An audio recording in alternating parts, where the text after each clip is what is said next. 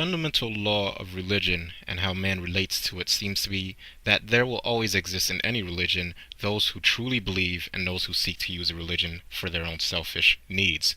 Now, the environmentalist movement has most certainly reached a spiritual New Age fervor that comes complete with a retinue of self-proclaimed high priests, one of which is our friend Maurice Strong.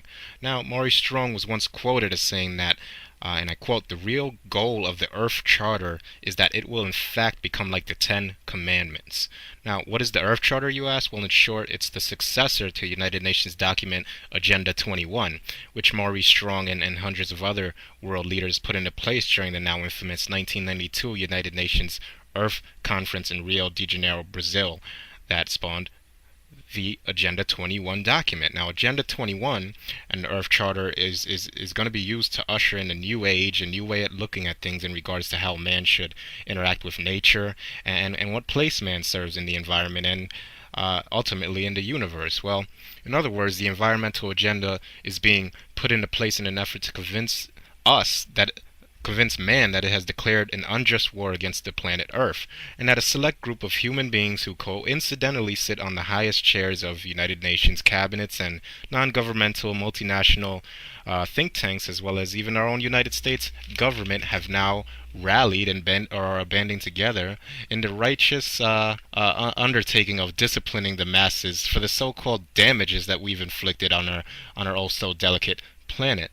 You see, anybody who reads Agenda 21 will be shocked to see that these people are calling for the elimination of private property as well as the private vehicles and ultimately the herding of massive amounts of human beings into densely packed government-controlled super cities that are nice and sustainable. Anybody can see that this is clearly a socialist agenda and will take vast changes to implement this on the global stage. But then again, that was the plan from the beginning. What you will see to start is things like the Masdar initiative, which is a city in Dubai that is being built to be completely 100% solar. Now, while I have absolutely nothing against renewable sources of energy, there will be one of the main rules in this new super city is, you guessed it, no private vehicles allowed. What a surprise. Let's take a look, shall we?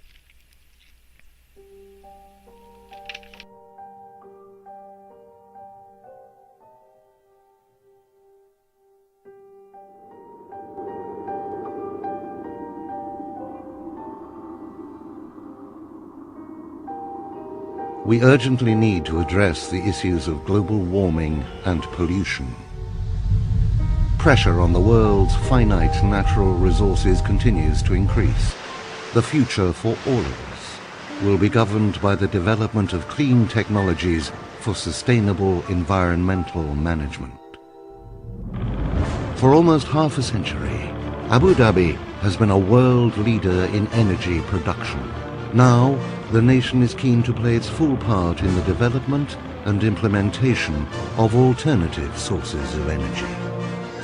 The Masdar Initiative is the catalyst for fusing research and innovation from the best people in the world, from both academia and international corporations. The first stage of the development sets the tone for the whole project. The construction of a state-of-the-art photovoltaic power plant will deliver the energy required to build the rest of the new city.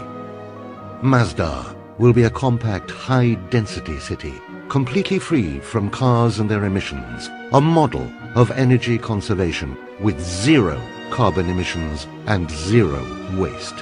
Compared to average urban levels, fossil fuel consumption will be zero on site. All waste production will be recycled, and consumption of desalinated water will be reduced by 80%.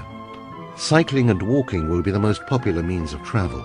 The master plan means no one will be further than 200 meters from essential facilities, including shops selling locally grown produce. A fully automated electric personal rapid transit system will provide a flexible and comfortable alternative to private cars.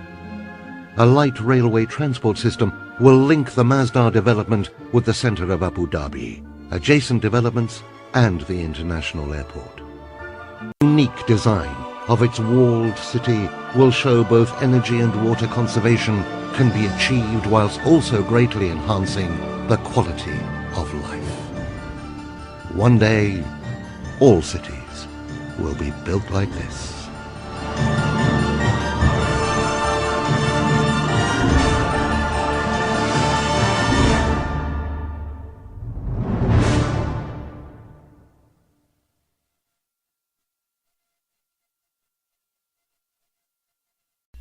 And if you don't think that this could ever come to the States, well, think again, my friend, that the mainstream media will take care of these things, and the changes that they're going to implement within the general perceptions of the masses are quite easy. All they're going to do is put in their little political pundits to start talking about public transportation and how we need it here in the United States. And if you don't think it's happening already, well, our socialist friend Michael Moore has picked up the baton and started. Let's observe. This country and all the other problems that surround it in terms of our lack of oil and the running out of oil under this planet that's going to happen sometime in our lifetime or our children's lifetime. We have to really treat this like a crisis. And so I would encourage Congress to do what Franklin Roosevelt did at the beginning of World War II, where he just said to the big three, you're not building cars anymore because we have a crisis. You've got to build tanks and planes and the other things that they needed in World War II. This new president and this Congress has to say to the big three, I'm sorry, but this car thing isn't working out. We're running out of oil. So you need to build hybrids, electrics, and we need mass transportation. So you got to build trains and subways and light rail and all